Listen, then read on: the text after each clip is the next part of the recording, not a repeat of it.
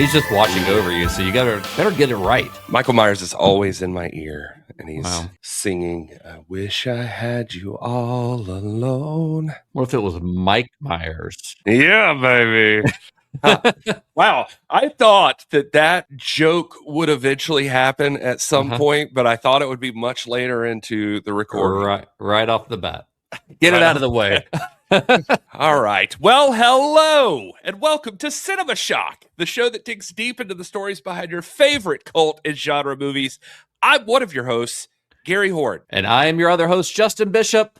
So last time here on Cinema Shock, we kicked off our series, John Carpenter, The Shape of Dread, with a deep dive into Assault on Precinct 13, that gritty urban western that proved that he could do more with $100,000 than most directors could do with $1 million. But while that film was conquering Europe and turning Carpenter into an up-and-coming director to watch in London, back home in the States, it was a different story.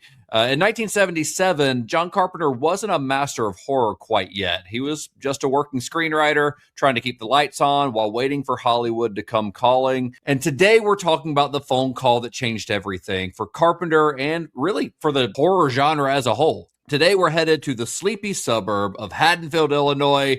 Today we're talking about the night he came home. Today we are talking about John Carpenter's Halloween. Halloween night. A small American town. 15 years ago.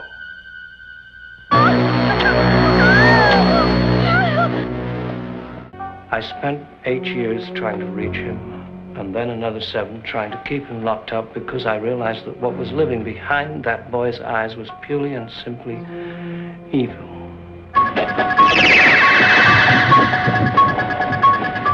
I think he'll come back. Exploring uncharted territory. Totally charted. Just talk. Sure. The only reason she babysits is to have Halloween.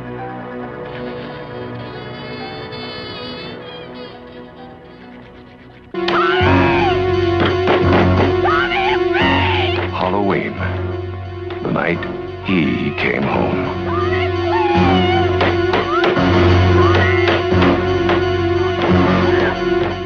Are you excited, Gary? You got your Welcome to Haddonfield hat on? Yeah. I've got my t-shirt on, which are, unless you are in Cinema Shock Plus and you're in the tier that gets the video feed, you're not seeing. Actually, you can't even see it because I'm too short. It's not showing on the camera unless I hold it up like this. But if you're in Cinema Shock Plus, you can see that Gary's wearing a Welcome to Haddonfield hat. You can see that I'm wearing a Halloween shirt. Gary's wearing a Cinema Shock t-shirt, which you can buy at cinemashock.net, and you can get a discount on if you're a member of Cinema Shock Plus. This is a pretty good segue into Cinema Shock Plus, don't you think? It's almost like we planned it. It's great. Yeah, Cinema Shock Plus. Thank you so much to everybody who's already a member. You wouldn't hear this because you're not getting this part. But if you aren't a member, which is you who hears this, because this is left in as an ad sort of in the episode, we'd love for you to join us on that side of Cinema Shock as a member. Yeah, you get bonus features. There's some like bonus content, like there's further viewing where we talk about movies to pair with Halloween. In this case, there is Somebody Needs a Nap, where we talk about reviews of the movie, which I cannot wait to see what the fuck you have dug up for this one.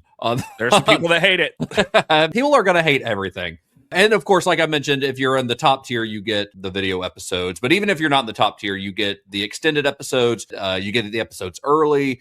This is going to be a really long story about Halloween because we are, as we always do, going very in depth on it. So you're going to get this way before everyone else, and you get merchandise discounts and voting rights on what new releases we review and all kinds of other stuff. So cinemashock.net/plus if you want to join. That's the end of the plugs. We got a lot to talk about today. If you want a teaser for Somebody Needs a Nap, though, I will say this. Lots of people that think this movie has too many boobs. Too many. A, not a thing. No. B, not in this movie. There's 4. I don't know what you're... There's I 4 was gonna boobs. say, I don't even know what you're talking about. Yeah. So, okay. Anyway. Bunch of nerds. Before we get going, though, I do want to acknowledge our sources on this episode.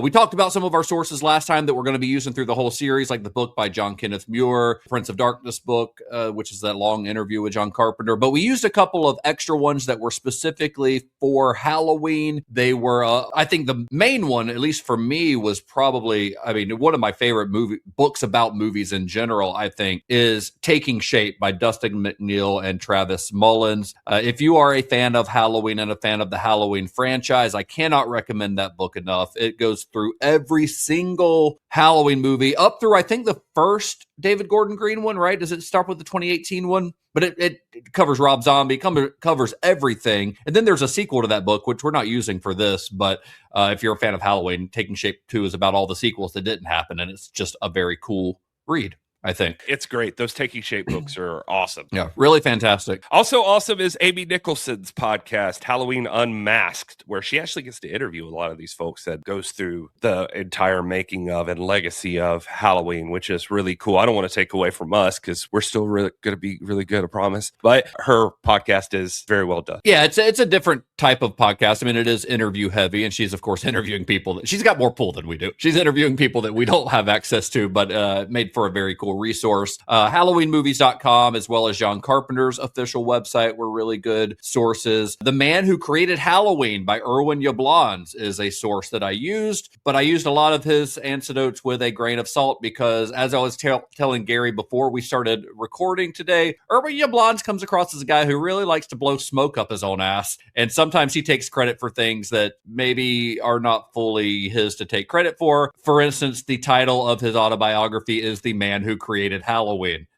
So it sounds like he did it all by himself, which obviously we know is not true. But it did have some good stories. They just sometimes contradict what other people say about the movie. So I'm sure we'll get into that as we go. Also, the Shout Factory Blu-ray or 4K, if you have the 4K. It's got a couple of great commentaries. I listened to the one with John Carpenter and Jamie Lee Curtis. There are a lot of behind-the-scenes documentaries about Halloween, but the one that's on that Blu-ray called Halloween: A Cut Above the Rest, which you can also find on YouTube, is a really good one, I think. Yeah, and I listened to all the commentaries, and I really also like the Dean Cundy, Tommy Lee Wallace, and Nick Castle commentary. And there's another commentary with John Carpenter and Jamie Lee Curtis that also includes Debra Hill. That's Oh, nice. All right, so that's it. We just want to acknowledge where we're getting all of this information because we have a lot of stories to tell about Halloween. So let's get into it, shall we? We shall. We're going to answer the ultimate question today of which was the best bullshit not real song. Was it I Wish I Had You All Alone, or was it Oh Paul, I Give My All? I'm voting for Paul. It's Okay. catchier, I think. All right, well, we'll get to it. It's the most important music in this movie, Of course, yeah. All right, so after the release of Assault on Precinct 13, John Carpenter was a man of many hats. Now, as we said, that movie had been well received in Europe, but it wasn't exactly paying the bills, so Carpenter continued to work as a writer for hire.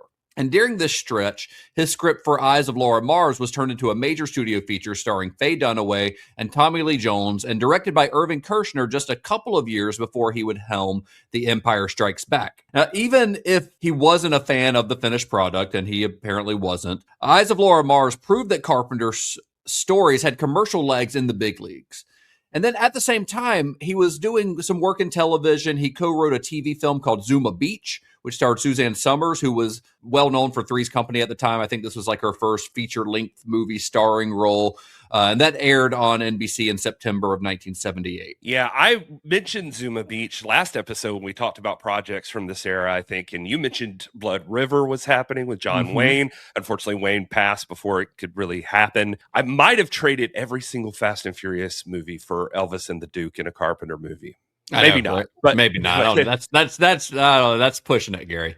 I'd just rather have Vin Diesel in a Carpenter movie. But anyway, yeah, he was also working on another thing called Fangs. You want to talk about hustle. This guy had goals, and it seemed like he always had something cooking. And I don't think we mentioned They Bite last episode, but that was a story he co-wrote with Dan O'Bannon, another sci-fi film. Cool. Yeah, I don't think he ever fleshed out a script with him, but when they had their breakup, I think O'Bannon got that kid in the divorce or rest of the world on the street. And so supposedly some of the ideas there were used in Alien. Oh. That was all in 75 or 76, but he had one called Prey that he was working on for Warner Brothers, which was about three girls climbing a mountain who get attacked by two inbred mountain men who want to torture and kill them. I just think that's worth mentioning because of what will come. He also mentions during this time that if he had $30 million to do anything, I just saw this interview with him from around this time, and it's why I'm bringing this up. It's because I literally saw an interview with him from last year, and he still said this, that he always wanted to do, even at the very start, if he just had infinite money to get something done, he would do something based on a sci-fi novel called The Stars, My Destination by Alfred Bester. But he said even in this like early or the 70s interview that he said that'll never happen. And he was right. My personal favorite, though, was in 1977, he took a job writing a movie based on a novel called Prometheus Crisis. And the movie was going to be called Meltdown. And it was about a group of scientists exploring a nuclear plant. They start disappearing one by one, picked off by this religious psychopath who believes God sent him to destroy the facility. Whoa. He stalks them using traps, a circular saw, a flamethrower. Carpenter says it is Halloween in a nuclear power plant, basically. Whoa. So, and the ending is like pure pitch black Carpenter too. Like only 2 people managed to survive before the plant detonates. It blankets California in so much radiation that the state's uninhabitable for 500,000 years or something. And just like he uses Don't Fear the Reaper as like this omen in Halloween, in that one he uses, he had it noted that he wanted to use the song by Procol Harum's A Wider Shade of Pale. Oh, yeah. Anyway, you could find that script online. That film fought for its life all the way into the 90s, where it almost happened. Still with Carpenter. He was credited as the writer. Okay. Although it apparently did get shifted around a little bit to be more diehard in a nuclear power plant, and it was going to star Dolph Lundgren. Dolph Lundgren was attached to it. And I think they even tried again in 1997 with Casper Van Dien, but it just never got It feels made. like it's plummeting in quality. As we go. I guess the other thing here is that it's always with him this series of either he needs to fix somebody else's work or he gets teased along on projects that he's passionate about until it just falls apart and never happens. Until nothing happens with it. I remember one of the things I sent you about that I found out, I actually found this in the book Shock Value, which is a really great book by Jason Zinnemann about kind of the history of modern horror. And it talks about a script that he sent to Toby Hooper after he saw the Texas Chainsaw Massacre, and it kind of blew him away.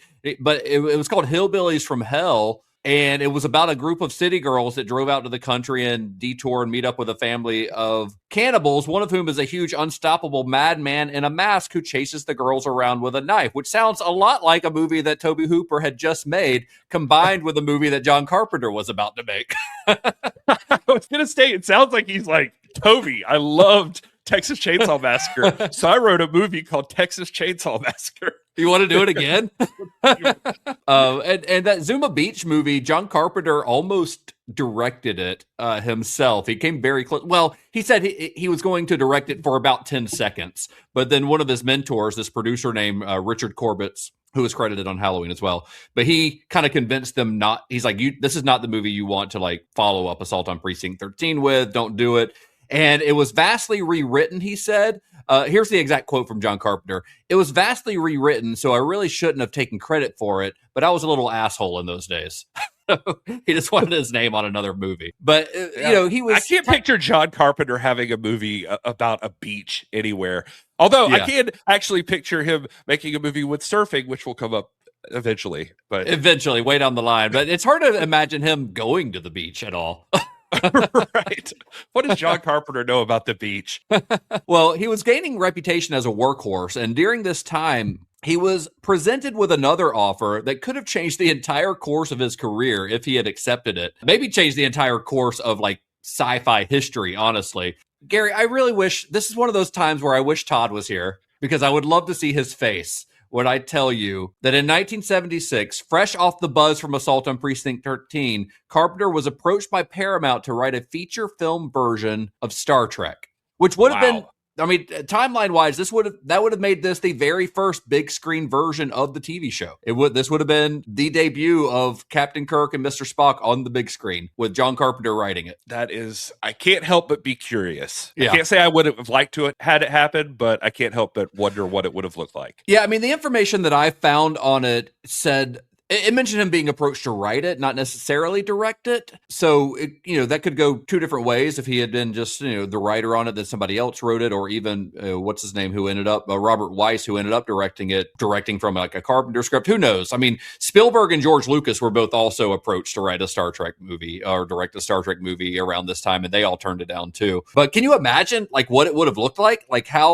what his career would have looked like, what science fiction, what the Star Trek franchise would have looked like if he had taken the job, especially if he had directed it himself, is just one of those what ifs that's wild to think about. I mean, we'll never know because he turned it down because he basically just thought he couldn't do the material justice. He didn't know what he could bring to the table on it. And I mean, let's be real. Carpenter was not above taking a gig for a paycheck because that's pretty much what he did with Zuma Beach. But I do think that he was getting to a point where he was growing tired of being a writer for hire, working on projects for other people. He wanted to create something that felt like it was his own. And I think some of that goes back to his previous experiences that we talked about on our last episode, back at USC, working on Dark Star. He didn't want to be a cog in a machine anymore. He had a voice, he had a point of view, he wanted to showcase those things. So he would rather give up what was surely a pretty lucrative studio gig to wait for something that felt more genuine for him. There's a weird thing with you mentioned Steven Spielberg and George Lucas, and it made me think of there's probably a really cool story about Hollywood there. He's a different guy than those guys, and one thing I was listening to talked a little bit about him coming to USC, and at the time that he got there, his elder classmates would have been George Lucas and Steven Spielberg and Brian De Palma and people like that. They were the ones that were about to set Hollywood on fire. As John Carpenter was coming to USC, and he was more obsessed with, the Fords Classic. and the Hawks and, that kind of thing. So anyway, I don't really know where I was going with that, except to say that it's just kind of neat to hear all these names crossing over. And I don't think I'd ever really pieced together a timeline in my head before right now of how all that. Yeah, they're very close. And I actually watched an interview yesterday with John Carpenter that was filmed on the set of Halloween. And it was for a British TV show or something. They were interviewing him before the movie came out. And they specifically asked him, what do you think about, your peers? Then they specifically say George Lucas, Steven Spielberg, Brian De Palma. He's I don't really care for them. So I don't really like their stuff. He's THX 1138 was pretty good. And they specifically asked him about Close Encounters of the Third Kind. And he shits all over it. He just, in this interview, he just completely trashes Close Encounters of the Third Kind. Well, that's too bad because there is a connection in this movie that we're talking about today to Close Encounters of the Third Kind I was going to bring up, but we'll get to that. And also, just since you mentioned it, THX, I was listening to or reading somewhere that George Lucas doing what he did with making the short and then making the feature film was kind of what inspired John Carpenter. That he had to do that. He had to go ahead and make a feature, not just a short. That was kind of his motivation, basically. Sort of an inspiration, yeah. Maybe that's why he spoke kindly of that one and nothing else that they done. Right. No, I think he said he liked American Graffiti too. But I guess maybe he didn't like Star Wars. I don't know. Yeah, he seems like he wouldn't. Anyway, well, it turns out that Carpenter would not have to wait long for his next opportunity. Around the time that he was turning down that chance to write for Captain Kirk and Mr. Spock, a producer named Irwin Yablans was already headed his way with an idea for a movie called The Babysitter Murders. I like to think that he said to the Star Trek people, I like this, but I gotta just want to make a movie about a guy who looks vaguely like William Shatner, and he's walking silently down hallways and looking through windows for the entire runtime. And then imagine how shocked he was to find out that's exactly what they did with Star Trek: The Motion Picture. You just described it.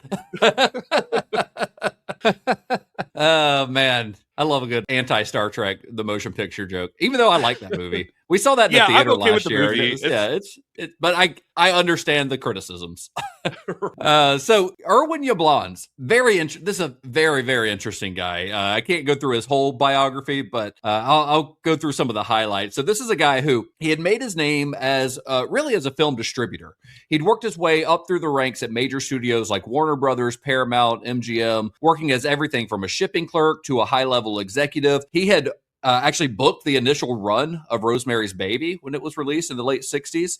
Interestingly enough, I literally found this out like right before we started recording. He had been responsible for distributing Rio Bravo in 1960. Oh, wow. Okay. How about that for a connection? Yeah. But by the mid-70s, he had grown tired of climbing the corporate ladder and decided to strike out on his own. Carpenter always describes him as rough and tumble and a, quote, famous pirate hustler, essentially saying that he's relentless once he had his mind set on something. And maybe that his ultimate skill was that for whatever reason, he just had this innate ability to know how and where a movie could make money. Like that was a gift that he just had. And for what it's worth, his wife is who Yablon's credits for like his inspiration to take the next step though. Like he'd been a distributor, but she watched him work in stress about a lot of those things. And she's who finally told him, you should just start doing all of this yourself. Like just take it the rest of the way and just produce your own movies and get into that. So she probably was like, don't spend a lot of money. But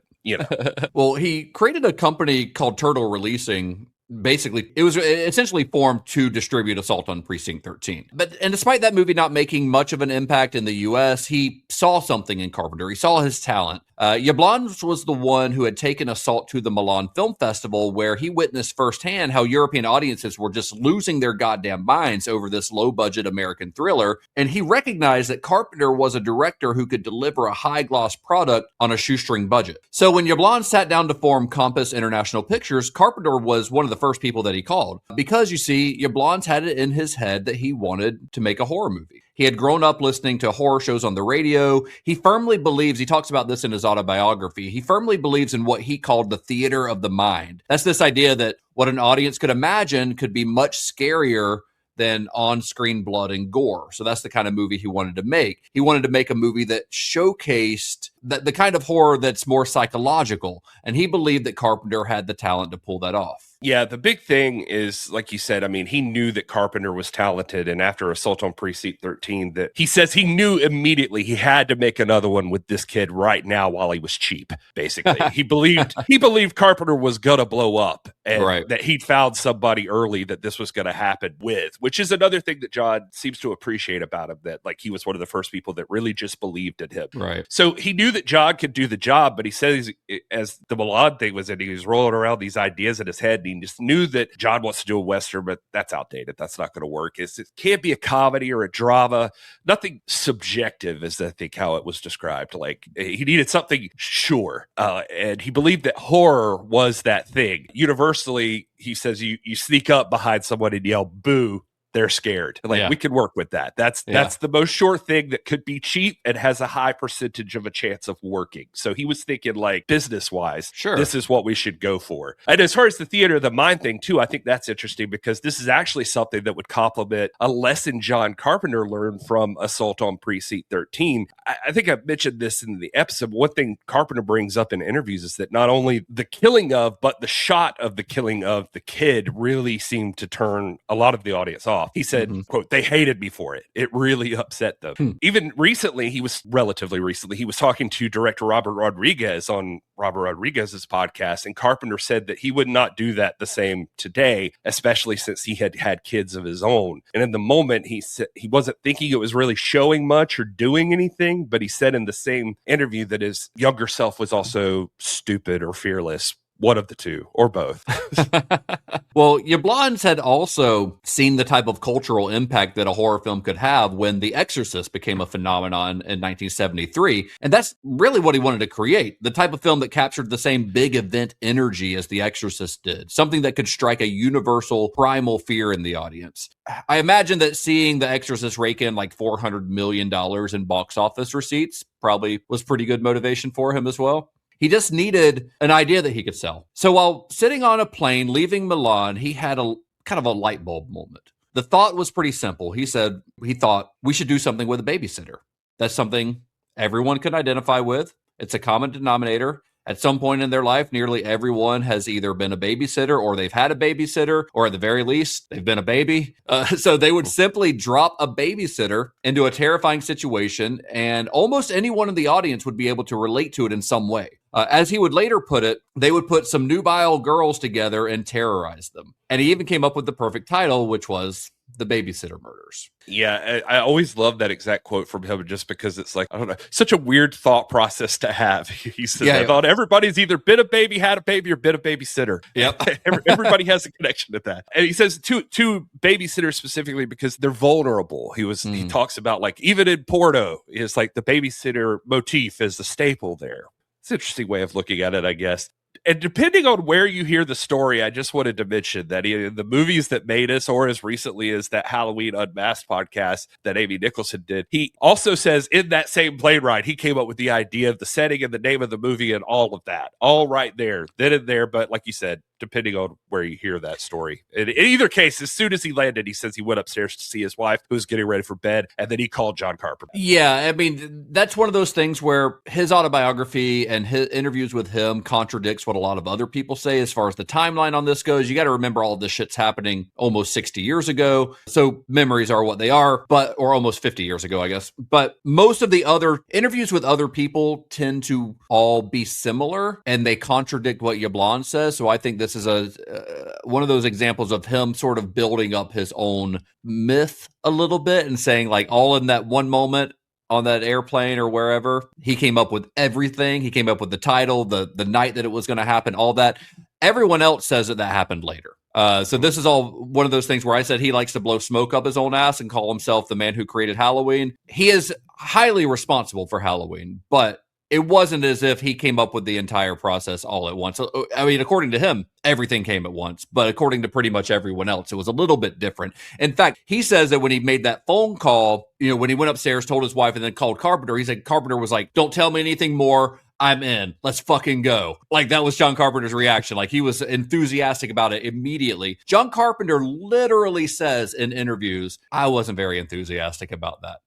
So he's like, it took some convincing because to Carpenter, it sounded like a generic girls in peril flick, that the kind of thing that had been done 1,000 times before in 1,000 other exploitation movies. But he's like, I was unemployed and a gig's a gig. I needed a paycheck. I needed the money. And unlike something like Star Trek, he felt like this was a premise that he'd be able to put his own spin on. I will say for Irwin, in his book, he tells it like that. And then in that Halloween Unmasked thing, I think he even says that he called John, and John was pretty matter of fact, like, yeah, I get it. Fine. Okay. He said he agreed to meet him at Hamburger Hamlet the next day because the burgers were $2 and he'd listened to the whole pitch. And so not nearly as excited sounding as Yablon's was or describes it later, but also that feels more John Carpenter to me than giddy John Carpenter. Oh, yeah, but even he says that, like, when they met at Hamburger Hamlet, like, John Carpenter was just like, oh, hell yeah, this sounds fucking great.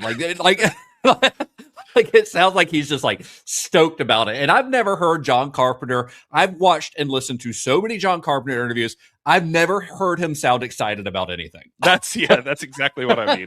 I've never seen him be pumped.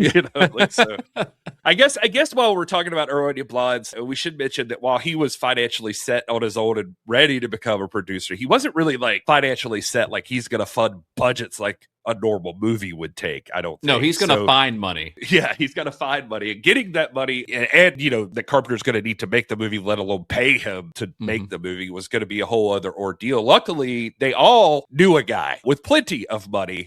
That guy was a fella named Mustafa Akkad. We can talk more about him in a minute, but the important part is that I just wanted to mention at this point is they all knew each other. Interestingly, I think I teased this a little at the end of last episode when Assault on Precinct 13 was being released. While it wasn't successful in the United States, they had tremendous success in Europe. And one of the reasons was the support of a man who was a British distributor who got them into the London Film Festival and into a British movie contest where it ended up winning first place. It became this huge success and it effectively launched Carpenter's reputation in his career. And it was during that time that not only did this guy get it set up, he apparently also started helping facilitate meetings with people like Yablon's and John Carpenter and Debra Hill to guys like Mustafa Akkad. By the way, just to repeat it, I guess, from last episode, the man making all of these introductions, this British distributor, his name was, no shit, Michael Myers. So, perfect. What a weird coincidence. Yeah, who knew?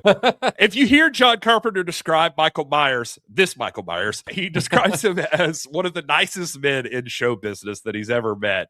The dearest man. This is actually maybe the nicest I've ever heard John Carpenter talk about anybody. Yeah. But he just says that he thought the world of him and credits him for making his career in the beginning. And so as a thank you, he's going to pay tribute to him in the movie we're talking about today, which is, I guess, a good way to do it. You name the nicest guy in show business, you turn him into the ultimate serial killer horror villain. The embodiment of pure evil.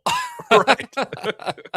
Carpenter, he was willing to take a modest salary of just $10,000 to write, direct, and score the project, which was a pittance even by 1978 standards. Although this agreement also included 10%. Erwin Jablons again says that, well, I also said, hey, you know what? You can also have 10% of the profit. He offered him politely 10%. Nice. 10% of the film's profits, which I'm sure John Carpenter didn't think was going to amount to anything, but as we know, probably worked out pretty damn well for him in the long run. So in exchange for this reduced fee, Carpenter had a few non-negotiable conditions that had to be met. For starters, he demanded total autonomy. He wanted the same kind of creative control that he had been given on Assault on Precinct 13 with absolutely no interference from the money men. He also wanted his name above the title, which is a pretty audacious demand, seeing as how that's an honor that's usually kind of reserved for legendary big shot directors like Alfred Hitchcock and Frank Capra. But the way I see it is Carpenter was, in 21st century terms, he was building a brand. He was building the John Carpenter brand. And I think that he knew that. He might not have phrased it that way at the time, but he knew what the fuck he was doing. But perhaps his boldest ultimatum was his insistence that Debra Hill be hired as his co-writer and producer. Now, considering Carpenter's relative inexperience and the fact that Debra Hill had never produced a movie, that's a pretty ballsy demand, but Carpenter knew that Hill was someone he could trust to protect his vision. Now, none of these stipulations he was making were arbitrary. These were the results of lessons that Carpenter had learned the hard way. Through his time at USC and working on The Resurrection of Bronco Billy, through the micromanagement that he had endured from Jack Harris on Dark Star, through the whole Eyes of Laura Mars rewrite process, by the time he sat down with Jablons, he knew exactly what he needed to protect himself, and Debra Hill was a major part of his plan. You see, Hill and Carpenter had met on the set of Assault on Precinct 13. I think we mentioned this during our last episode. She had served as the script supervisor on that film. But at some point over the years between then and now, their professional relationship had turned into a personal one. And by the time that they started working on the Babysitter Murders, they were a full-on power couple. They were living together in a small apartment in West Hollywood. And I think that Carpenter insisted on Hill's involvement, not just out of, loyalty to his girlfriend, but because he needed a partner who actually understood the physical machinery of a movie set, someone who'd come up through the ranks and could act as a human shield between his vision and the money men. Few things. Erwin funnily says that all of John's demands he was immediately on board with because, he was like, well, we'll figure out money. And he was more concerned with just making money. Stuff like John Carpenter's name being on there, he was not thinking like you're talking about, like John Carpenter building a brand. According to him, he was like, I don't care. I just need to make the movie in a year from now. Who gives a shit? Yeah, fine. Whatever you want, dude. I don't care. Yeah. Erwin says he had the nuts and bolts of what he wanted, and as long as that was there, he didn't care what else they did. Literally, the only other ask he had, besides what we've talked about, was, I remember reading, he said staircases, because he thought staircases were scary. Well, I mean, he got his wish. I know, I was going to say, to their credit, John and Debra gave him every one of his asks. I mean, to some extent, literally, that's the movie. So another point, though, is it's hard to understate how much John Carpenter wants producers out of his fucking business. The Jack Harris thing got him, but even today in interviews, when he's giving advice, like in interviews with like up and coming directors, that's like the consistent thing. You need creative control. Keep other people's fucking hands off your stuff. Yeah. Like that kind of thing. And in one interview, I thought this was funny. He said, when asked about needing autonomy on Halloween, he says he always liked this one story from Hollywood legend John Huston about producers. And the story was, a dying, thirsty man is crawling through the desert. He finally finds a pool of crystal clear water. He falls to his knees to drink from the pool, but a producer walks up, unzips his pants, and says, hey, wait a minute. I got to piss in that first. I do want to take a second here because I want to make sure we really get this in. I want to give her credit because some of my favorite films in John Carpenter's name, right up there with him always, was Debra Hill. Oh, yeah. And I remember seeing her name over and over again. And we mentioned her last episode, but we didn't really dive in on Debra Hill because this is where she really comes into play, I think. Like she blazes her own path here. Mm-hmm. And John Carpenter talks so highly of her. And I would imagine that they connected because they were so similar in a lot of ways. Like, she wasn't born in Hollywood. In fact, she grew up in New Jersey. The very first film she remembers seeing, though, was also a horror film. And just like John Carpenter, she was at home making films on a Super 8 camera. She did have a father who was also very talented and was the art director for the Bob Hope and Bing Crosby road movies. Oh, wow. And, so she had some experience, and she had those same Hollywood dreams that John did and busted her ass to make it in Hollywood, just like him. She was going in and working for the man. And I mean that literally, like always the man. Like she does have stories about having trouble with the men in charge and how hard it was for a woman to break in. I think she basically went to college. She got a degree in like sociology and statistics, but she moved to New York and ended up getting a job editing documentaries instead. So technically, like, I mean, that's also just like a little bit like John Carpenter, just like taking whatever job you can get to try to make your way. She technically actually met John Carpenter, from what I read, in 1975, and she told the Times in 1982, I think they were comparing her with John Carpenter, or associating with her with John Carpenter. She says, quote, 13 films I worked on before I met John Carpenter. I was a gopher, an assistant editor, a script supervisor, assistant director. Like, her first film, if you look up her credits, was Goodbye Norma Jean, which was a movie about Marilyn Monroe. Like, she had this goal of wanting to direct. And that was, I think, ultimately where she wanted to end up. And she and John discussed that kind of stuff in their relationship. And he had convinced her, like, the way you get there is going to be through writing. As a woman trying to break into that position, like, let's get you into writing with me, and let's see if we can make that happen. Anyway, and not that he's taking credit for all of her stuff. He's just, that's one thing he had suggested to her. He says that, when he talks about her, he always uses words like trailblazer. She was the one, when people talk about men being in charge in Hollywood and the women that get named, that made that different, that her name should be right up at the top of that she busted her ass to get in there. And I guess the point is, when you say John trusted Debra Hill to make sure that his vision was seen through, it's because he trusted her not just as his girlfriend, but as an artist and a person with goals, someone who understood how important having a vision was. And hell, on this film, I mean, it's her vision as much as anybody else's. And because she had come up through the ranks, working on all these other films before she got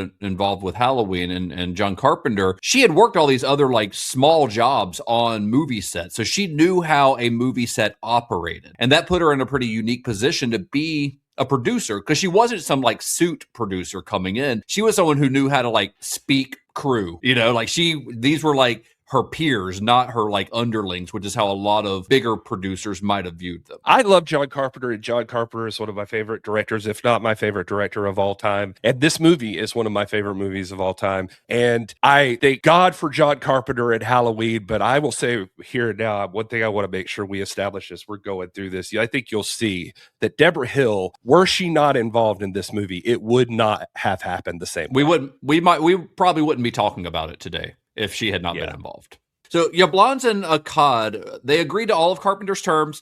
They committed a budget of $300,000 to the film. That's triple what he'd been given for Assault on Precinct 13, but still kind of peanuts by Hollywood standards. And I looked into this because I was very curious about how this all was working. So I kind of dug into it and found some pretty interesting stuff.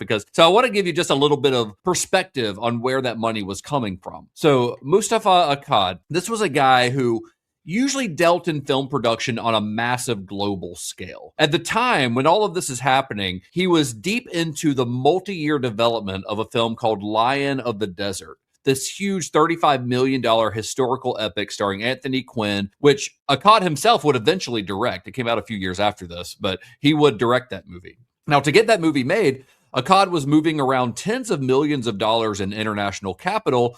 And in that world, that $300,000 that they needed for Halloween wasn't that big of a risk. It could practically be waved aside as an accounting error. And it was capital that Akkad was willing to risk just kind of to see if this new Compass International Pictures venture could get a foothold in the U.S. market. But even so, Akkad was initially hesitant to hand over even that relatively small amount to a crew of relatively new filmmakers. But Yablans basically shamed him into the deal.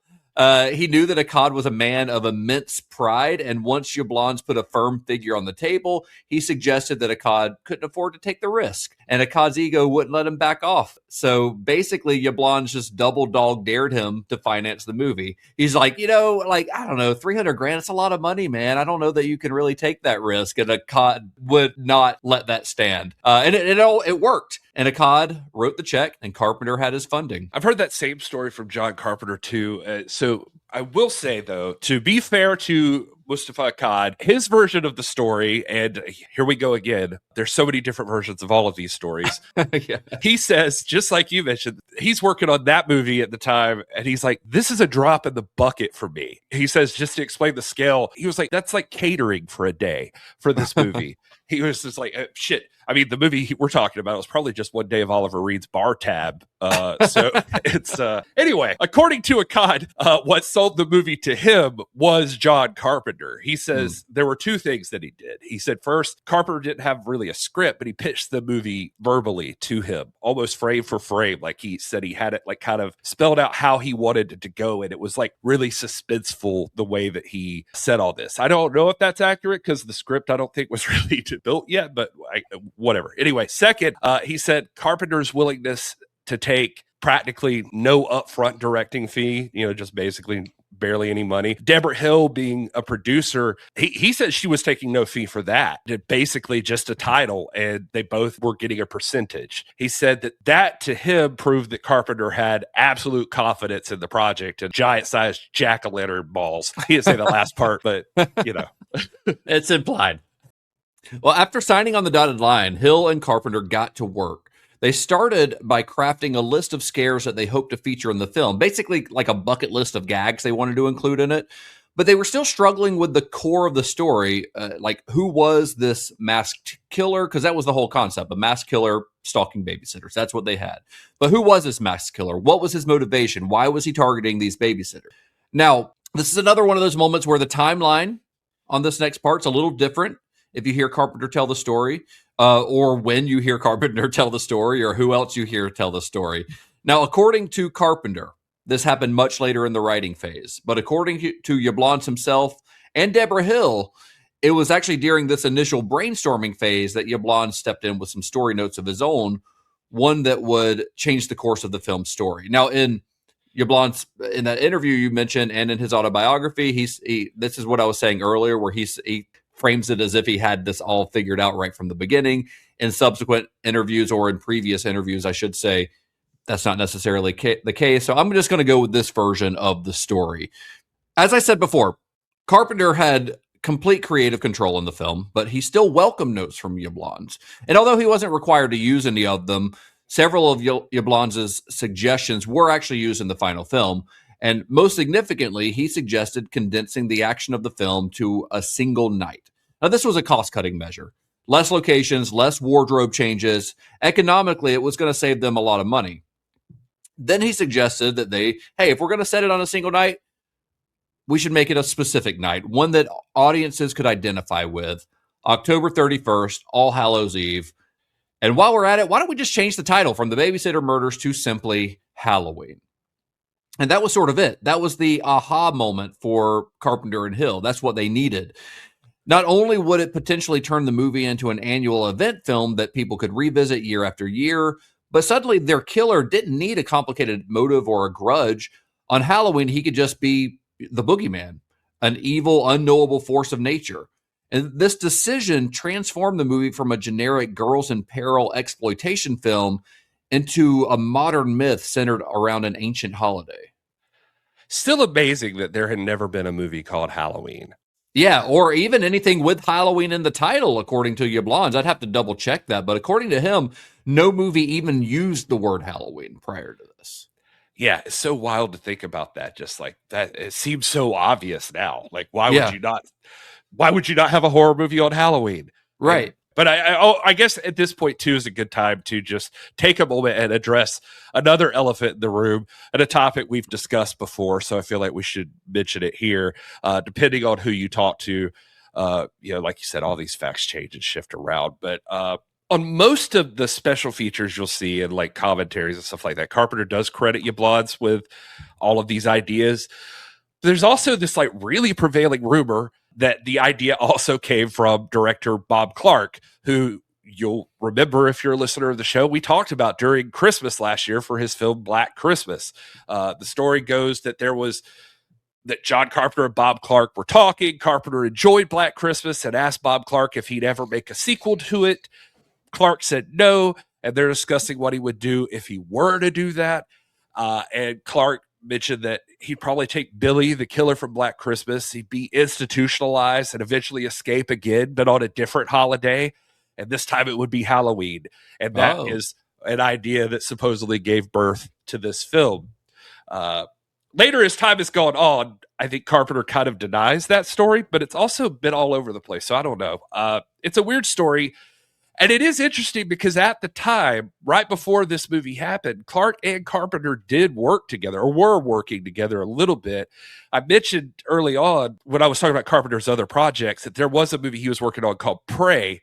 And that movie was about 3 girls, and they were together going mountain climbing, and it was in Kentucky or Tennessee, I can't remember. And they were going to be chased by, in this instance, 2 mountain men that were just out of nowhere and for no reason trying to torture and kill them. The story I heard for that one was that Carpenter was a fan of Black Christmas. This whole thing, the script writing was being funded by Warner Brothers, and they were talking to him about a director, and he was suggesting Bob Clark to direct that movie. And they started communicating about the movie, and that led to that discussion about Black Christmas somewhere in their talks with each other. I don't know if that's true. I don't know if any part of it comes from anything specific. I just wanted to mention it because it is one of the rumors that floats around about the story behind how Halloween was created. It's still around there to this day. It's a pretty pervasive rumor, but even Bob Clark, before his death, commented on it. And we may have gone over this during our Black Christmas episode. I feel like we did, but even he has said, you know what? He's like, that Halloween is not my idea. That is fully John Carpenter's idea, fully John's movie. I had nothing to do with it. Is the gist of what he is. That's his final say on the matter. Now, whether that's just him being polite or what, I don't know. But he has denied that John Carpenter took anything from him. But that sort of contradicts what John Carpenter is saying, or at least the story about Clark's idea for Black Christmas 2. But again, this is stuff that happened half a century ago. So who's to say? Maybe people are misremembering things. Maybe there were discussions, and there's been this game of telephone over the years where facts have gotten screwy and changed. And either way, it's out there. But I personally don't think. I think that this was a coincidence. I think the fact that Yablans came to them with the idea of it being Halloween is coincidental to the Bob Clark story. I do think that maybe Bob Clark had that idea, but I think it's just one of those weird things where the universe just wanted John Carpenter to make this movie. That's what it feels like. Word on the street is I wrote it.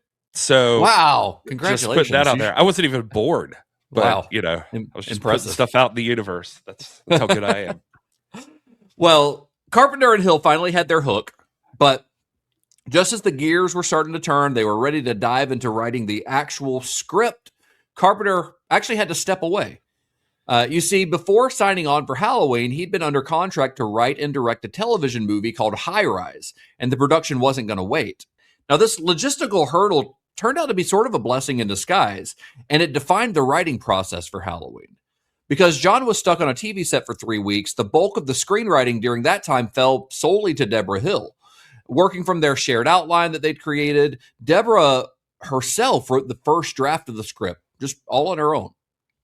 Now, to be clear, I don't think that Hill was working in some kind of like vacuum during this time and not talking to Carpenter, because it's not like he's off on some faraway location shoot. He's filming on NBC's sound stages in Los Angeles, like where they live. So he'd be filming on stage every day, every night. After he finished filming for 10 or 12 hours or so, he'd head back home to West Hollywood to their apartment that they shared together, and then he and Hill would sit up together and go over what she'd written for the day. So they're still collaborating. She's just doing the physical writing of the script during this time, it seems like. That's what I've been able to kind of suss out from all of this. What you're saying is it should be Debra Hill's Halloween. I think it should at least be John Carpenter and Debra Hill's Halloween. Maybe there's something to that. Yeah. I mean, Deborah's the one who made the girls, the babysitters, feel authentic. She made the characters of Annie, Linda, and Lori feel like actual high schoolers rather than just victims in waiting. She understood the rhythms of their conversations and the way that they obsessed over boys in school because she'd been one of those girls. John Carpenter had not. She didn't want these girls to talk like movie characters. She wanted them to talk like real people, like real teenagers. And she drew on the type of shorthand that she'd use back home with her own friends to make this friendship between these girls feel natural. In fact, even the town itself was based on the town where she had forged those friendships. Debra Hill, you mentioned that she grew up in New Jersey. Her hometown was Haddonfield, New Jersey. Whoa. Yeah. And I like that that just blew your mind, like you've never heard that fact before. I heard that fact before, and I knew you were going to bring it up, so I just didn't say Haddonfield earlier. Did you know that Smith's Grove is named after a place in Kentucky? I did know that John Carpenter pulled that. Yep. Well, anyway. Wow, sorry. Now we're comparing knowledge dick sizes for our listeners. Well, once Carpenter had wrapped production on the TV movie, he took Hill's draft and performed a specialized final pass on it, focusing on the mythic side of the story, where he sharpened the dialogue for the character of Dr. Loomis, who is the obsessive psychiatrist who was hunting the killer. He mapped out the cold, mechanical movements of their monster, the man that the world would soon know as Michael Myers. Now, I will say this for the girls in the movie. While that is the story, and it is interesting to me that, the Debra Hill writes the teenage girls, and that makes a lot of sense. I feel like there is a connection, though, that Carpenter has to that. If you think about watching, and I know that you did this, and I did as well, if you watch Someone's Watching Me, mm-hmm. that story is about an obsessive person calling and talking to the lead and having weird conversations with her and stalking her. Yeah, and I bring Someone's Watching Me, we should say, is the TV movie. It was called High Rise at the time he was filming it, but once it was released, it was Someone's Watching Me. Oh, yeah. I guess we hadn't said that yet. But I bring that up only to say if you think about that, then the TV movie doesn't seem to have just impacted their scheduling. It actually seems to have shaped a little bit of Halloween, because Someone's Watching agreed. Me. Yeah. Yeah. It relies on the paranoia of being isolated, which we know from John Carpenter naturally. That's a thing he gravitates towards. But also the conversations over the telephone. I think Carpenter is deliberately baking that exact same kind of tension into the babysitters' dialogue with each other, and them communicating over the phones and just the phone conversations that they have. Yeah. I thought about that. Yeah. Yeah, it's something he's doing, and Someone's Watching Me. And I noticed that when I was watching it this time. I was like, oh, I wonder, he sees something in that kind of tension over the phone, obviously, because that happens a good bit in Halloween. This relay race style of writing gave the film a unique soul, because you had Carpenter's cold cinematic precision colliding with Hill's more grounded human observations. So while Hill was using her own years of experience as a babysitter to ground the girl's world, Carpenter reached back to a chilling experience from his college years in Kentucky. And I had never heard this story until I started looking into this and found it pretty fascinating. But as part of his coursework when he was in college, he toured a psychiatric hospital. And when he was there, he came face to face with, I think he later said the kid was diagnosed schizophrenic, but this seriously disturbed child who had a blank, pale, emotionless face and the blackest eyes. And that encounter with this kid became the direct inspiration for Loomis's description of Michael Myers. Yeah, in Halloween Unmasked, he describes him as a guy. So it's interesting, the child thing. I wonder how old he was. I think he was early teens is what I read. 12, Gotcha. 13, 14, somewhere in there. Okay.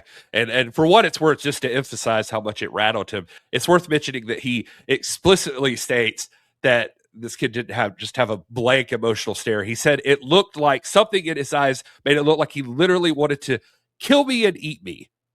Wow. Yeah. Yeah. So keep that in mind when you see Michael walking around. Maybe he also wants to eat the people. Well, in that Cut Above the Rest documentary, he just calls him creepy. He's just creepy. Well, that total absence of emotion was only half of the battle for this character, because to make the boogeyman truly terrifying, Carpenter wanted him to feel both human and inhuman at the same time. And he's often cited Yul Brynner's robotic gunslinger from Westworld as a major influence. Like Brenner's android, Michael was silent, unstoppable, and completely devoid of feeling. So it makes sense. Yeah, no, and the big thing with Brenner's android too is that he was like, Carpenter talks about how he's like in the movie burned and seemingly destroyed, but he just never stops. Like he just keeps coming. And it was, I think he actually in one of the interviews describes it's like he's a force of nature, and you just get this feeling like he'll never die. Evil never dies. And so that was something he wanted to try to capture. Because he says, what he'll say in interviews is that he thinks it's a universal concept that people genuinely fear, that there's like this fear of the unknown, fear of the fact that bad things could happen when you step outside, that he thinks that we all have these like things built in naturally that you're just scared of, that you know to be afraid of. And he was trying to somehow wrap that up in Michael Myers if he could, that he was going to be something universal that everybody would understand is not good, not a good thing to have coming after you. He talks about like that up until this point, there's like every once in a while you can invent something new. Like he talks about in one interview, like Romero, for instance, he was like, there were zombies before, but not like what Romero did. Right. And then Romero's zombie is now what a zombie is, and it's reused over and over again. He's like, so you can take concepts and make it into something. He talks about like Dracula, like vampires were scary that way at the time, but they've evolved into all kinds of different bullshit now. Like it's just you evolve it to make it more relevant to what you're feeling. But he was trying to find something, a monster in Michael Myers that would tap into something that everybody had inside, just automatically knew to be afraid of. Yeah, and this idea that it's just like unstoppable, unfeeling.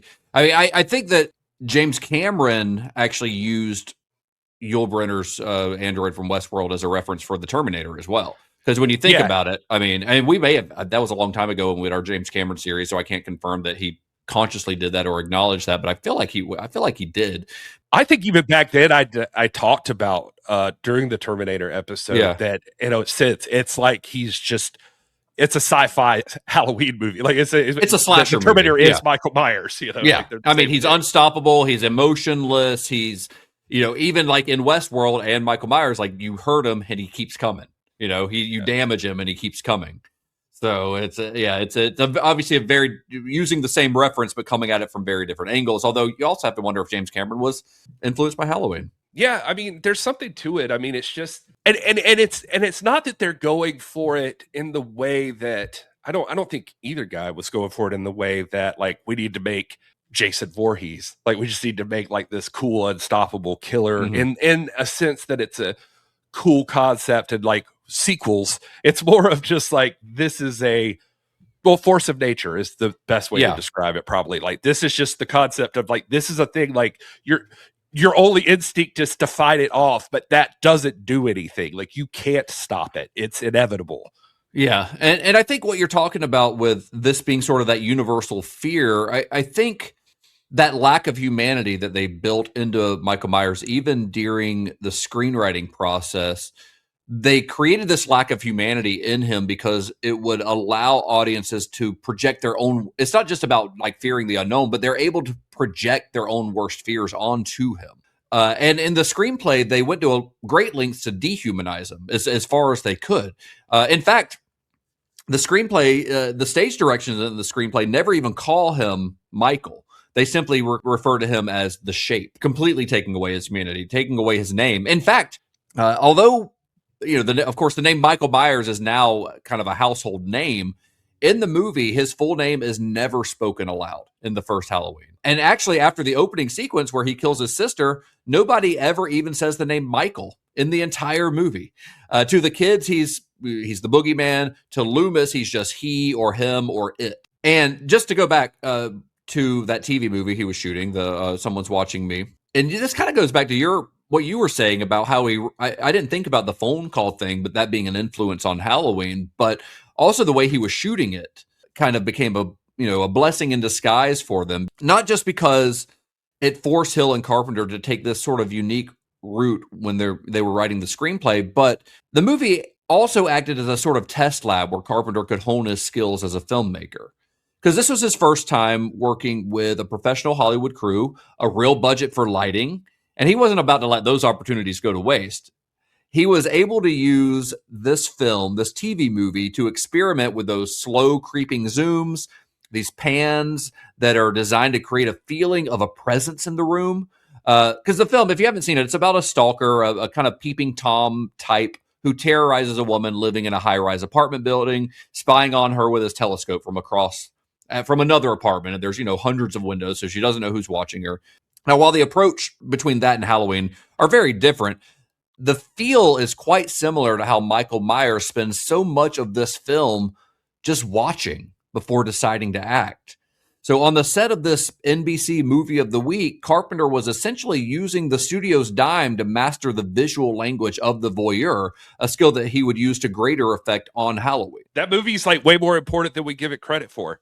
Yeah, it's kind of seen as like, partially at least, because it's a TV movie, it's seen as sort of a lesser entry in Carpenter's filmography, but I think it's really good. I mean, it does look like a TV movie, it's lit like a TV movie. It looks like, they're on the sets of Columbo or something. It does. And also, like, I think there's something about the way the violence is portrayed and just like the way people talk that like you can tell it's TV, like it sort of feels TV, that way. Or maybe it is really just the lighting, because you're right. It does look like a TV movie, but there are those elements for sure. Like the POV kind of thing, the way that just the camera movements in general, but like the stalking aspect of it, the killer in Someone's Watching Me. It's also like this unknown, like you don't know where it's coming from, who it is, why it's happening. It's just happening. Why did they target this person? Yeah.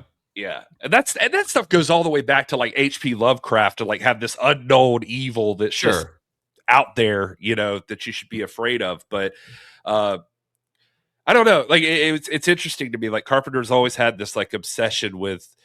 I think this series is really pointing it out. But on Assault on Precinct 13, which was inspired by Night of the Living Dead, just the gang members coming in. You don't know where they're coming from, who they are. Like you just know they're trying to get you, and he's using that again. Right. Someone's Watching Me, and in Halloween.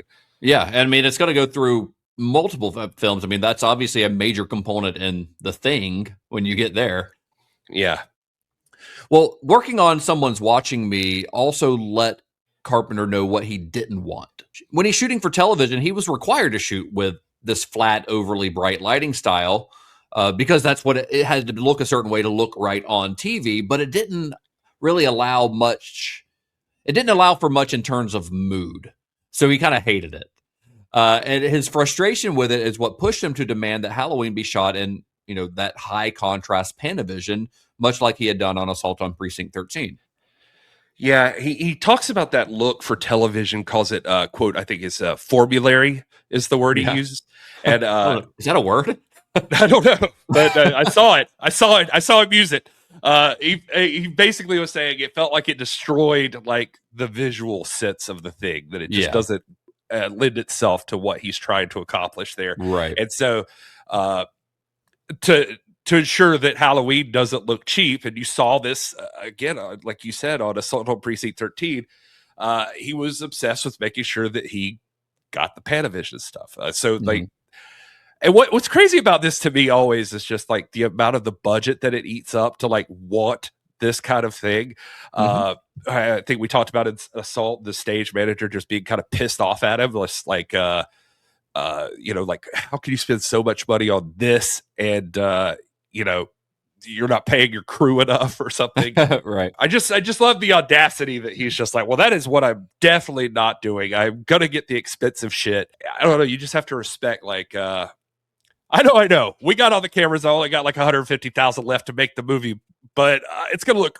It's gonna look good. It's gonna look great when we run out of money. And so, about 2 weeks, like literally 2 weeks after he wrapped production on Someone's Watching Me, Carpenter walked onto the set of Halloween with a sharpened visual vocabulary, a clear technical mission. He knew what he wanted out of it, and an expanding circle of collaborators, a circle which included actress Adrienne Barbeau, who is in that movie, who he met on the set of Someone's Watching Me, and who he would eventually marry. I thought he was with Debra Hill. Well, we'll have to probably get to that. So all the tools were in place. The screenplay is complete. Now Carpenter and Hill had to face their biggest hurdle, which was finding a cast that could bring Haddonfield to life. Now, on such a small budget, Carpenter and Hill couldn't afford to fill their cast with movie stars. So they were going to be looking for actors on the rise, fresh faces, actors who were hungry for work, and maybe most importantly, actors who would work cheap. The most important role in the film was that of their final girl, Laurie Strode. I guess this is before a final girl was a thing. Who's the first final girl? Is it her? Is it what's her name from Texas Chainsaw Massacre? It's a debate. Joe Bob Briggs says that it's her, and I think that's probably true. But this is sort of like this created the trope of the final girl. I feel like Laurie did more so than she did. I don't know. That's a discussion we don't need to get into right now. I was going to say, I think this movie creates a lot of tropes. Or establishes and popularizes them. Yeah, because we kind of went over this in Black Christmas too, but it's just like, this one really sets it in motion. Yeah. Well, Carpenter's first choice for Laurie Strode was an up-and-coming actress named Anne Lockhart, who's the daughter of June Lockhart, who was an actress that was known for her roles on the TV shows Lassie and Lost in Space. And Anne Lockhart very nearly got the role, but scheduling conflicts forced her out of it. She had actually already signed on to a new space opera, I guess you'd call it space epic, called Battlestar Galactica. So I guess that worked out okay for her. She ended up okay. Well, when she had to drop out, and she had never officially signed on or anything, I should say. Dropped out makes it imply that she signed on and then dropped out. When she turned down the role because of Battlestar Galactica, the door opened for another young actress who also happened to be the daughter of actors from Hollywood's golden age, one of whom, her mother, appeared in possibly the most famous and most important horror film of the modern age. We're talking, of course, about the legendary Jamie Lee Curtis. While nobody's going to say that they regret this casting choice, I will say, for the hell of it, the Anne Lockhart story, I'm only bringing this up just so if we get like a comment about like, it was he does say in one of the commentaries, the one where it's just him and Jamie Lee, she brings John Carpenter and Jamie Lee Curtis, I should say, she brings it up to Carpenter and he's like, no, there was this other girl who was in Jaws 2, which when I looked it up is like there was an Anne Dusenberry, who plays Tina in Jaws 2. And he said that out of the two of them, he thought Anne was really great at portraying terror.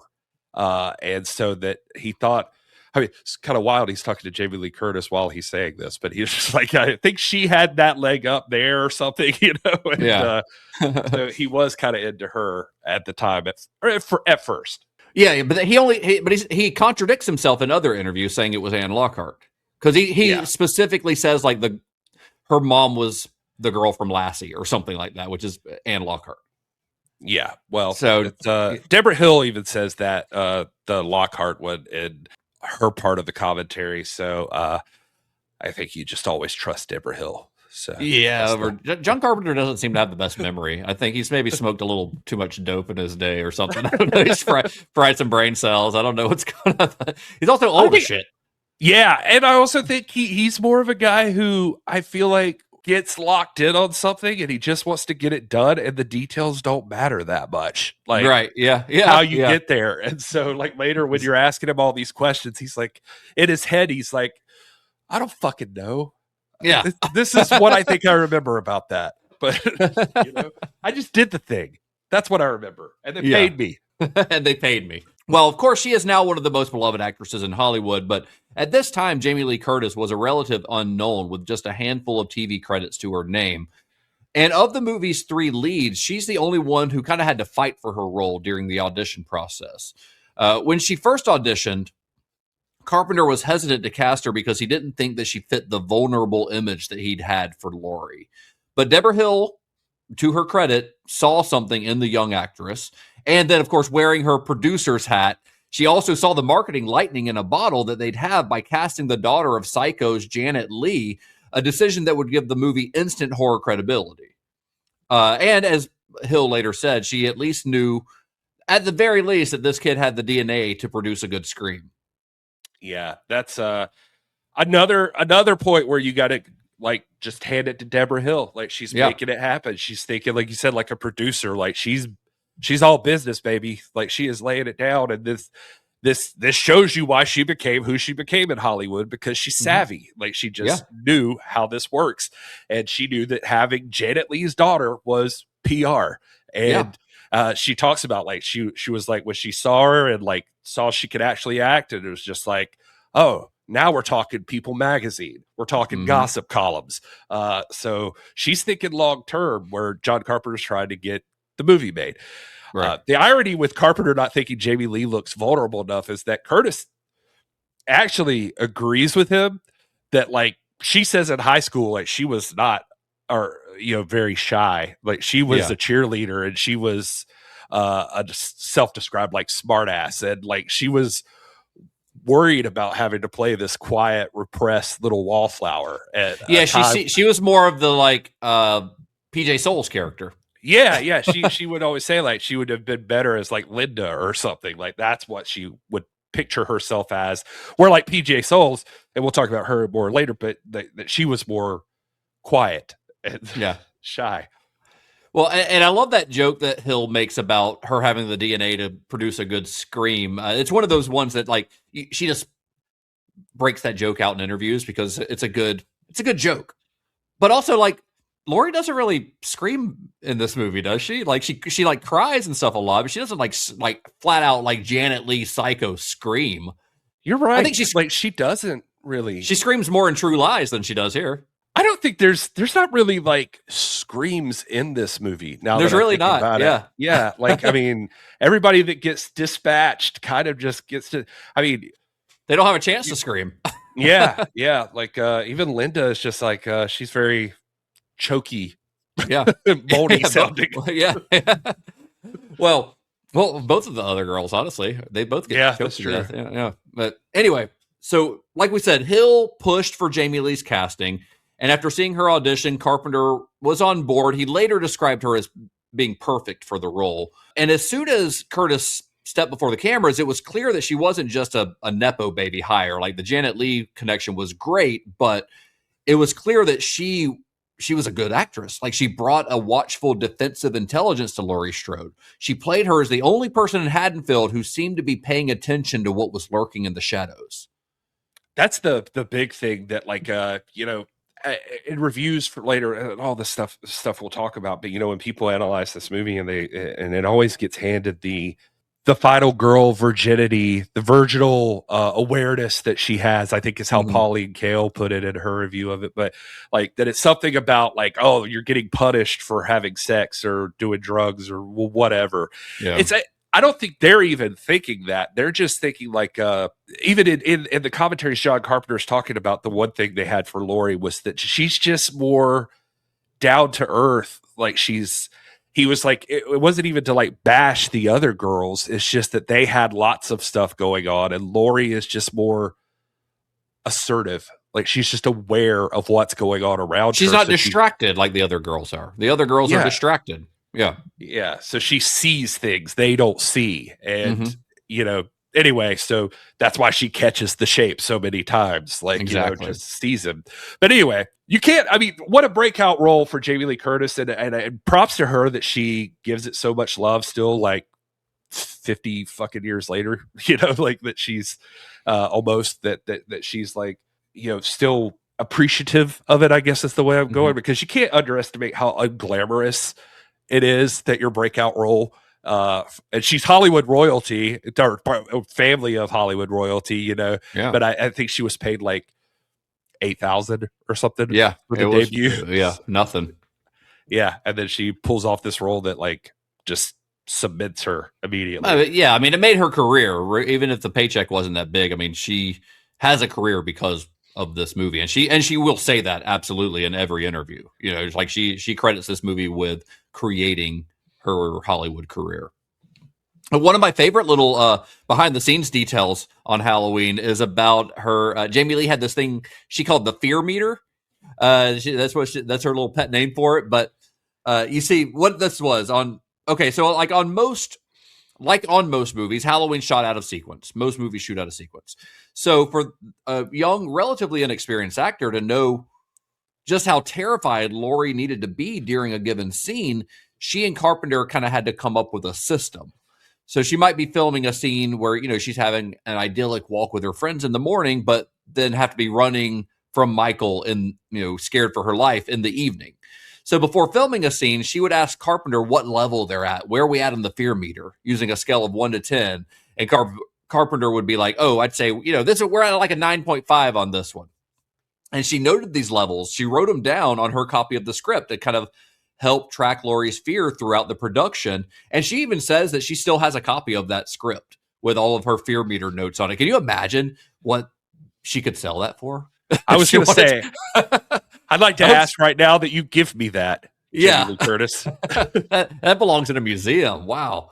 Yeah. But I know, I just love that detail because I think it's a small detail, but it says a lot about the kind of performer that she was. She was precise, she was committed, and she was invested in getting it right.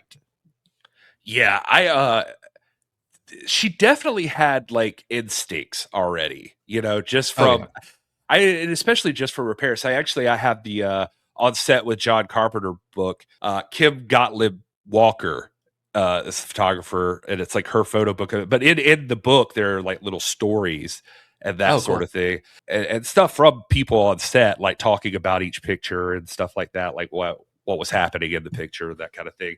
One of the things, like Kim has a story in there, and it's like this picture of Jamie Lee like kind of posing on the grass for one of the shots. But she says that when she first got there, was taking photos, like Jamie Lee Curtis would avoid her, and she was like, and I got the sense that it was her growing up with a celebrity family, like she knew to like control when she was having her picture taken, like that she was, that there was like a purposefulness to like when she was able to catch her. She said she finally had to like sneak into her dressing room, the Winnebago, and like leave a copy of I guess she had some book of photos that was like a rock and roll magazine or something of stuff she had done, and she was like, I just kind of dropped it on her table. And she was like, I could tell she looked at it, because then immediately after that, like Jamie Lee would be like coming out and like, let's shoot something here. And that's cool. Wow. One of the other cool things about this too, that I remember going back to Jamie Lee's appreciativeness of this whole situation, and I think it comes from there was a good relationship between everybody on set, but she tells this story that she remembers going out on the first day, and after shooting was done, she went home and she was depressed. She was like thinking, I sucked. She was like, I'm getting fired from this movie. It's not going to happen. And she said, and sure enough, like she's home for just a little while, the phone rings, and her roommate comes to her and was like, this is for you. And she was like, oh boy, here we go. And she says she answers the phone, and it's John Carpenter. And he immediately just says, hey, I'm calling to tell you just how happy I am with what happened today. And this is great. This is really going to work. And she said that she's never forgotten that nobody ever since has ever done anything like that for her. Nice. Because she does suck. I'm just kidding. I will not have Jamie Lee Curtis slander on this podcast, Gary. I'm kidding. We love Jamie. So for the other 2/3 of the babysitter trio, Carpenter brought back Nancy Kyes. We decided it was Kyes, right? Not Keys. We were saying Keys last time. Yeah, I feel like I've heard them say Kyes. Last episode, I definitely said Keys, but yeah, I mean, I just assumed that's how it was pronounced. Kyes is how it's spelled. So Kyes, I guess, makes sense, but I guess we were saying it wrong. So sorry, Nancy, if you're listening. But she was, of course, in Assault on Precinct 13. She was married to Tommy Lee Wallace. She was again credited here, like she was on Assault, under her stage name of Nancy Loomis. She was cast to play the wisecracking Annie Brackett, and for the totally obsessed Linda, my favorite of the trio. She she added that to the dialogue. That was how she actually spoke. Did you know that? I have something about that actually. Oh, okay, good. I'll shut up. For Linda, they snagged PJ Souls, who was fresh off of her breakout role as the red cap bully Norma Watson in Brian De Palma's Carrie. And John Carpenter had seen Carrie, and he loved her in that. I mean, she still had to audition, I think, for it, but he asked her to come in because he liked her so much in Carrie. And I think the casting of these girls, we're spending so much time on it because it's so important. It's so key to the success of Halloween, because Halloween isn't some sort of high body count slasher like the imitators that would follow. I mean, by my count, I think only 5 people actually die in the movie, and one of whom is the mechanic who's killed off screen, who we don't see, and another is Judith Myers in the opening sequence. So there aren't like a lot of people being murdered in the movie. So you have to kind of care about the people, because it's a movie built on suspense, not on body count. And, we'll talk more about how the movie creates suspense later on. But a big part of why it's able to do so is because we care about these characters. We care about Annie and Linda and Lori, not because we get some big backstory on them. I mean, we don't even meet their families for the most part, or even see them inside their own homes. We care about them because the screenplay immediately makes them likable. They seem like real people. And no amount of good screenwriting would make that work if the casting wasn't spot on as well. And I think the casting for all 3 of them is perfect. Yeah. I mean, I could do the whole episode on these 3 girls and just loving them so much. And I don't know if it's just because I grew up, this being like maybe the first like horror movie like this I'd ever seen or whatever, but I've always just, I don't know. I mean, of course you're going to bring back Nancy Kyes. I mean, we talked about her a good bit an Assault on Precinct 13, because she's, like you mentioned Tommy Lee Wallace's partner, but she's also, super helpful on set. Like, she's just one of those people that's always like helping with costumes and just whatever needs to be done. So John Carpenter like completely respects her. And it's interesting because like you don't hear much about her. Like, there's not like lots of stories about Nancy Kyes. I don't know why necessarily. And I think she went on, she's like teaching acting now or performance or something like that. Yeah. But the one cool thing I found about her for this one was she does talk about that the thing that drove her nuts was like she likes to rehearse, and that John Carpenter kept not letting her. And he said he would just be like, no, just do it. Just do the scene right now. And he said that she was operating at all times like on this certain level of like angst about what she was doing, but says now when she looks back, she was like, I think that's what he was trying to do. Yeah, it kind of fits the character. Yeah. Yeah. Huh. And so anyway, I always had a crush on Annie. But I say that, then I'm going to sit here and tell you that I also always had a crush on PJ Souls. I was about to say the same thing. Like, yeah. I love PJ Souls. I love her in this. I think she's great in Carrie. I obviously don't love the character. She's a bitch, but I love her in a movie she would do right after this, which is Rock and Roll High School, which is another of my like all time. That's on the Justin canon of films, like the movies that like are embedded in my brain. Rock and Roll High School, which we did a live screening of like a year or 2 ago. That was fun. Yeah. Also shot by that son of a bitch, Dean Cunningham. We'll get to him. Calm down. We'll get to him. Anyway, she's amazing. And the big story with her is that she, you mentioned this already, but like Carpenter, so everything I could piece together, he did see her in Carrie. He was thinking of her when he wrote Linda. Like, he already had her in mind, supposedly. Like, he just loved her. I think even in that on-set book, he mentions that he wrote that character with her in mind. And so she did come in to audition, but she like immediately got it. And I can't place, it was like maybe that was in her voice, but like one of the, or maybe she is the one who says totally first, but they also kind of tell it like maybe there was a totally in the script, because one of the other selling factors for her was that Carpenter had told her, and they both tell this story, is that he said to her, like, you're the only person who says totally right. And so he was automatically sold on her. It's maybe it's a thing where there was a totally and she added all the other ones or something like that. Because they definitely tell the story of her like bringing that to the character.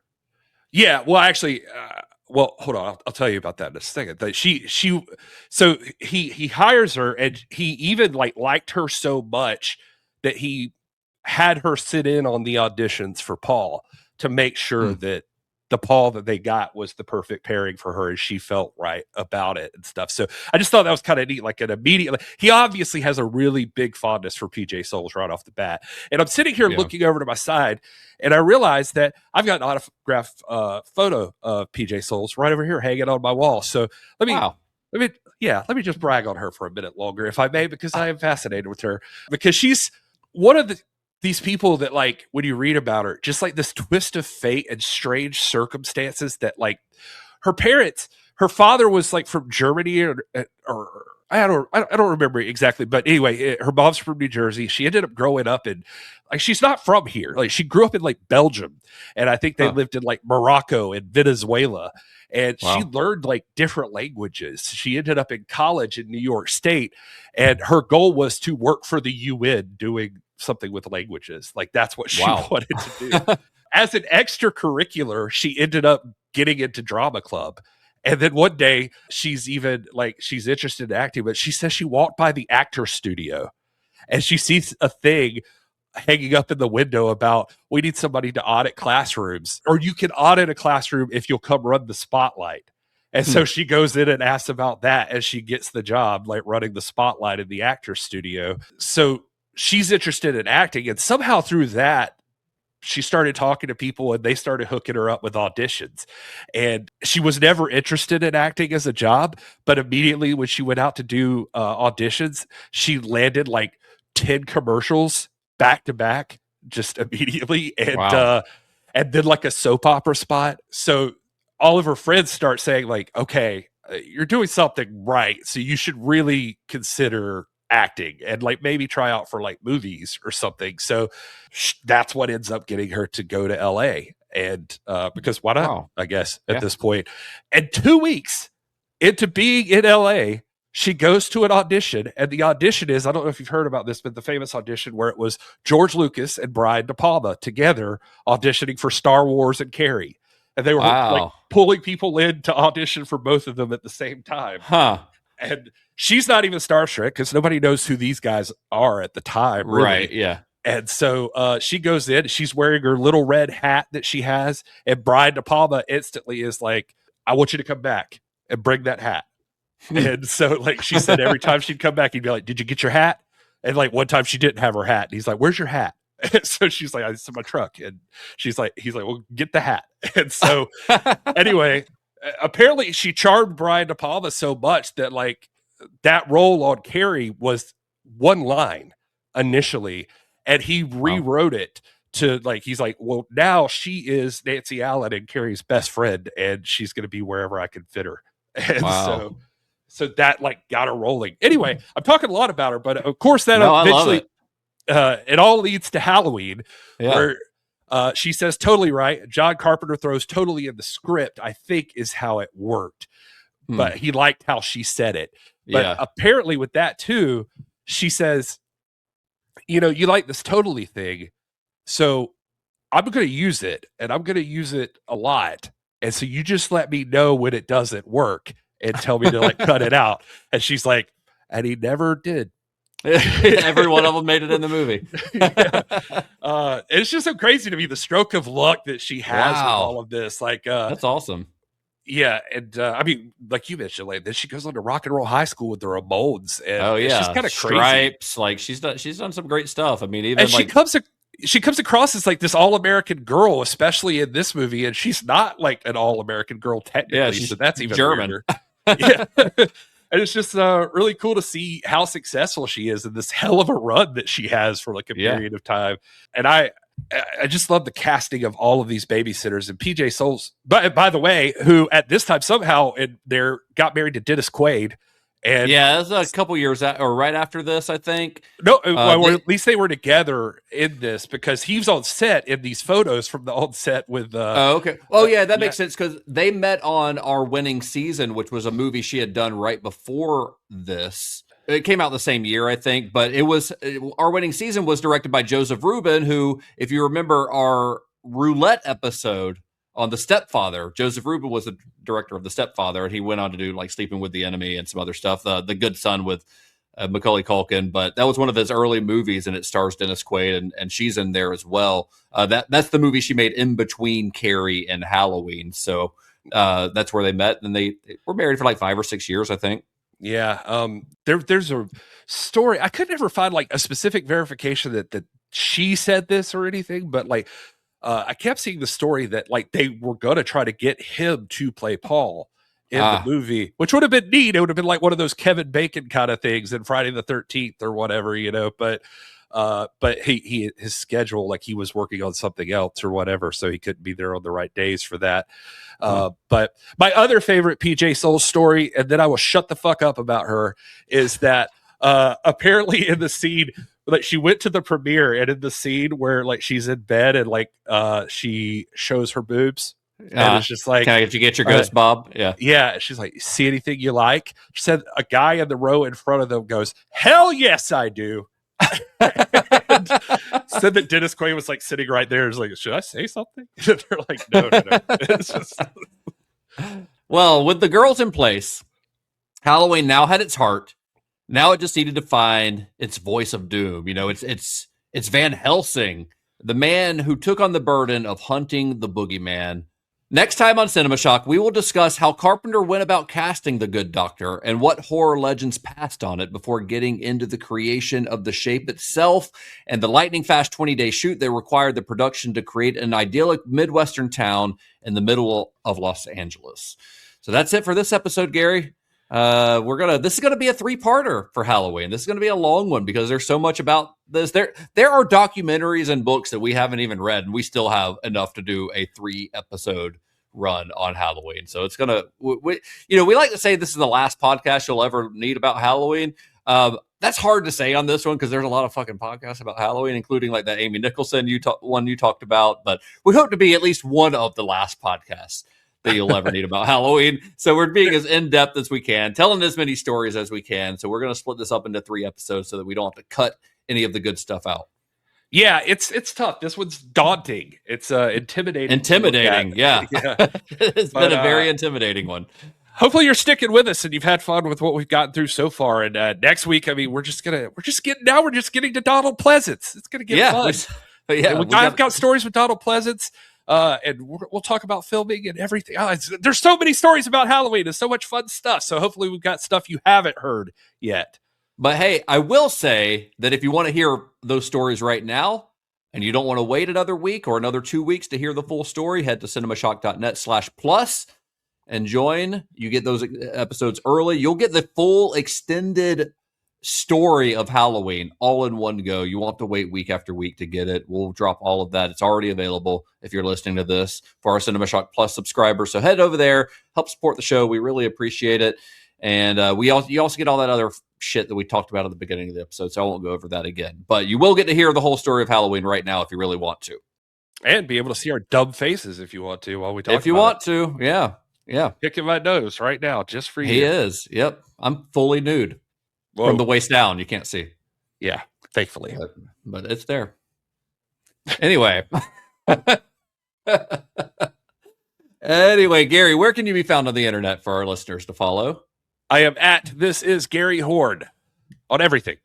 I am at Justin_Bishop on most of the things. The show is at cinema_shock, cinemashock.net for all of our episodes, merch, Cinema Shock Plus, everything. That's our hub. That's our hub for everything Cinema Shock.